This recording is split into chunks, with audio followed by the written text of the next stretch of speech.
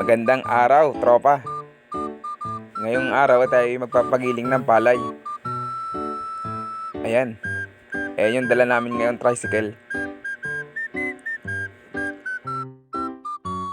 At ngayon, ipapakita ko sa inyo ang proseso ng pagigiling ng palay dito sa amin sa Lopez, Quezon. Ayan, una, ilalagay muna dito sa parang malaking lagayan na to. At ngayon, bumababa siya. At pumapasok siya sa mahabang parang lata na yan. At pagkatapos doon, lumalaglag siya. At ngayon, bumabagsak sa lata ngayon. Habang pinupuno siya. Bali, ang isang lata pala dito sa amin ng pagigiling ng palay ay 60 pesos. Ayan, makikita nyo kung paano ginigiling dito sa amin ang palay.